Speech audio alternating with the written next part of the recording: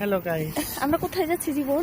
আমরা যাচ্ছি হচ্ছে কোন জায়গাটা টুট। আচ্ছা, কেন যাচ্ছি আমরা?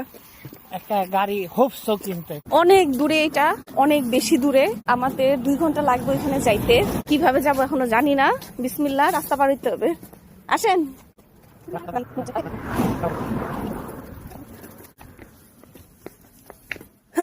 সূর্যের অবস্থা, এই জায়গায় গরম নিয়ে একটা কথা বলি। নিউজিল্যান্ড সাধারণত একটু সূর্যের কাছে, ওজোন স্তর অনেক পাতলা, বাতাস বিশুদ্ধ, যার কারণে এখানে হিটটা অনেক বেশি লাগে স্কিনে।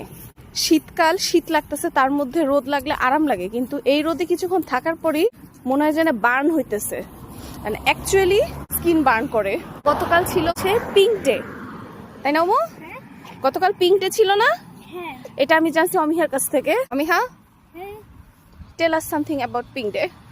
পিঙ্ক ডে হচ্ছে কি নবুলিতে সেদিন বুলি হবে না, সেদিন বুলি মানে কি বলবো।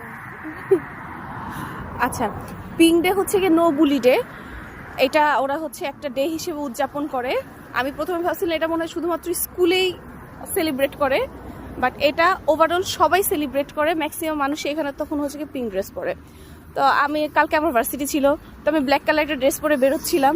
এই ড্রেসটাই, হ্যাঁ, ব্ল্যাক কালার ড্রেস পরে বেরোচ্ছিলাম, তখন অমিহা জোর টোর করে আমাকে আবার পিঙ্ক ড্রেস পরায় বের করছে, আজকে পিঙ্ক ডে, আজকে এটা পরে বের হওয়া। অ্যান্ড থ্যাঙ্কস টু অমিহা, কারণ আমি ভার্সিটি যখন যাই তখন 2টা ক্লাস ছিল পরপর, তো একটা ম্যামের ক্লাস ছিল, সে পিঙ্ক কালার ড্রেস পরে আসছে। তো ক্লাস শেষে পরে বললো যে তোমরা কি জানো যে আজকে যে পিঙ্ক ডে, তোমরা কি জানো পিঙ্ক ডে কি? তো তখন আমি হাত তুলছি যে হ্যাঁ আমি জানি। তখন ম্যাডাম আমাকে দেখে বলে, ও আচ্ছা তুমি তাহলে পিঙ্ক পরেই আসো, তুমি জানো, ভেরি গুড। আমি খুব প্রশংসা পাইছি। থ্যাংক ইউ অমিহা, থ্যাংক ইউ সো মাচ। এখন দাঁড়ায় আছি বাসের জন্য। বাস আসবে, এখান থেকে উঠে আমরা এক জায়গায় যাব, সেখানে নামবো, নাইমা আবার বাস চেঞ্জ করবো, হয়তো বা আরো 2বার বাস চেঞ্জ করতে হইতে পারে। তারপরে দোয়া করি যাতে গাড়িটা হয়ে যায়। এই জায়গার একটা বড় সমস্যা হচ্ছে ম্যাক্সিমাম জবই নিবে না, শুধুমাত্র এই কারণে যে গাড়ি নাই। তাই অনেক জব কি মানে 99% জবই জিজ্ঞেস করবে যে গাড়ি আছে কিনা, না হলে জব দিবে না, একমাত্র এই কারণে গাড়ি নেয়া।